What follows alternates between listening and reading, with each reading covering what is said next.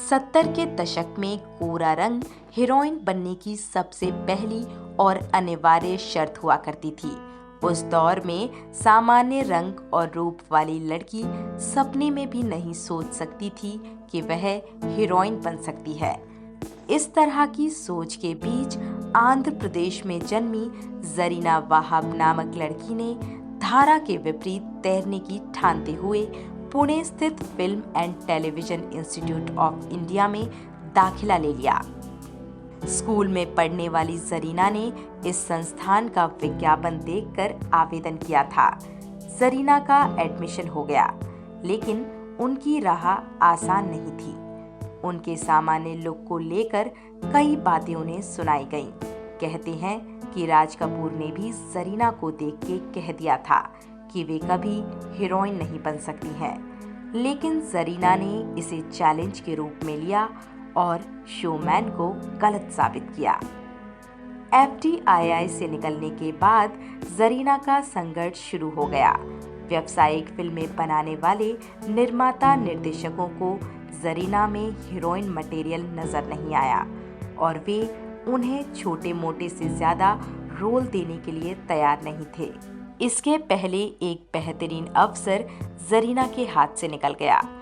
Film गुड्डी के लिए निर्देशक ऋषिकेश मुखर्जी ने जरीना के नाम पर विचार किया था, क्योंकि उन्हें अपनी फिल्म के लिए गर्ल नेक्स्ट डोर जैसी अभिनेत्री चाहिए थी। जरीना में ये सारी खूबियां थीं, साथ ही वे अच्छा अभिनय भी कर लेती थीं। लेकिन अंत में इस रोल के लिए ऋषिदा ने जया बच्चन को चुना। राज कपूर वाली बात और गुड्डी के हाथ से निकलने के बावजूद जरीना निराश नहीं हुई, क्योंकि कुछ कर गुजरने की धुन उन पर हावी थी।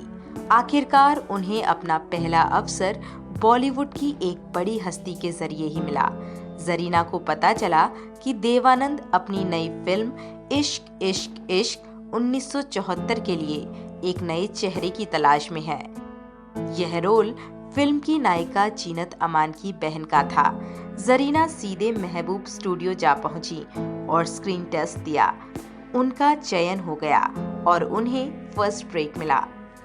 इश्क इश्क इश्क बुरी तरह फ्लॉप रही और जरीना को नोटिस भी नहीं किया गया।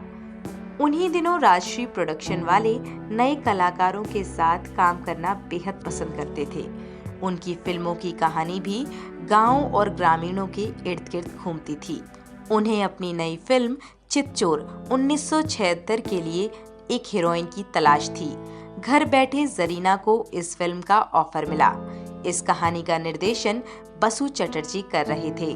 कहानी के मुताबिक गांव में रहने वाली जरीना को शहर में रहने वाले लड़के से प्यार हो जाता है। जरीना के हीरो थे अमोल पालेकर। मधुर संगीत, उम्दा कहानी, शानदार अभिनय और बसु का जादुई निर्देशन का कुछ ऐसा कॉम्बिनेशन बना कि फिल्म दर्शकों को बेहद पसंद आई। उस समय मल्टी स्टारर और बड़े बजट की फिल्मों की धूम थी। ऐसे में चितचोर जैसी छोटे बजट की फिल्म की सफलता ने सभी का ध्यान खींचा। बाद में अमोल पालेकर के साथ भी जरीना ने कुछ फिल्में की और राजश्री प्रोडक्शन के बैनर तले भी उन्हें कई उम्दा फिल्में करने को मिली। फिल्म इंडस्ट्री में अक्सर यह देखने को मिलता है कि प्रतिभा के साथ न्याय नहीं हो पाता है। ऐसा जरीना के लिए भी कहा जा सकता है। 70 और 80 के दशक के हीरो कुछ खास हीरोइंस के साथ ही फिल्में करते थे। ऐसे में जरीना को बतौर हीरोइन अपना अस्तित्व बनाए रखने में कड़ा संघर्ष करना पड़ा। बिना किसी बड़े स्टार के सहारे उन्होंने अपनी पारी खेली। हर वर्ष उनकी 2-3 फिल्में आती रहीं, जिनमें वे अपने अभिनय की चमक बिखेरती रहीं। खरोंदा 1977, अनपढ़ 1978, गोपाल कृष्ण 1979, सावन को आने दो 1979, नैया 1980, सितारा 1980, तड़प 1982 जैसी फिल्मों से जरीना अपनी उपस्थिति दर्ज करवाती रहीं। इनमें से कुछ फिल्मों को बॉक्स ऑफिस पर सफलता भी मिली। जरीना ने इस दौरान दक्षिण भारतीय कई फिल्मों में अभिनय भी किया और कमल हासन जैसे नायक की नायिका भी बनी। हर कलाकार चाहता है कि वह स्क्रीन पर तरह तरह के रोल निभाए, जिससे उसका विकास भी हो। एक जैसे रोल निभाते हुए उसका मन उकता जाता है। जरीना के साथ भी यही हुआ। जब उन्हें लगा कि उन्हें ऑफर हो रही भूमिकाओं में वैरायटी नहीं है, तो उन्होंने काम लेना बंद कर दिया। 1986 में फिल्म कलंक का टीका के सेट पर जरीना की मुलाकात आदित्य पंचोली नामक शख्स से हुई, जो फिल्मों में अपनी पहचान बनाने के लिए संघर्ष कर रहा था। यह मुलाकात बड़ी ही ट्रॉमेटिक रही। पहली मुलाकात से ही दोनों एक दूसरे को पसंद करने लगे और 20 दिन बाद दोनों ने शादी कर ली। इस शादी को लेकर काफी कुछ कहा गया, क्योंकि उस समय जरीना नामी कलाकार थीं, तो आदित्य का नाम कई लोगों के लिए अपरिचित था। दोनों की उम्र में 6 वर्ष का अंतर भी है। जरीना से शादी करने का फायदा आदित्य को पहुंचा और उन्हें पहचाना जाने लगा। बाद में आदित्य ने कई फिल्मों में काम किया और जरीना ने हाउसवाइफ की भूमिका को निभाना पसंद किया। आदित्य के मिजाज को देखकर अक्सर यह कहा जाता था कि दोनों की शादी ज्यादा दिनों तक नहीं टिकेगी।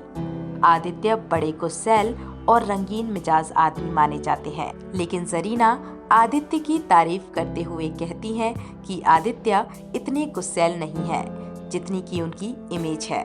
वे मेरा और बच्चों का पूरा ध्यान रखते हैं। बच्चों के बड़े होने के बाद जरीना ने टीवी और सिनेमा की ओर रुख किया। हालांकि जरीना की उम्र के कलाकारों के लिए भारतीय फिल्मों में गुंजाइश नहीं रहती है, फिर भी पिछले 2-3 वर्षों में उन्हें अच्छी और बड़े बजट की फिल्में मिली हैं। उनकी मलयालम फिल्म आदामिन्ते मकन अबू को राष्ट्रीय पुरस्कार भी मिला और भारत की ओर से इसे ऑस्कर में भी भेजा गया था। राम गोपाल वर्मा की फिल्म रक्त चरित्र में भी वे नजर आई। जरीना को करण जौहर की मां हीरू जौहर बेहद पसंद करती है और उनके कहने पर करण की film my name is Khan और अग्निपथ 2012 में जरीना नजर आई। इन फिल्मों में उन्होंने शाहरुख खान और ऋतिक रोशन जैसे सुपरस्टार्स की मां की भूमिका निभाई। सना और सूरज जरीना की बगिया के 2 फूल हैं।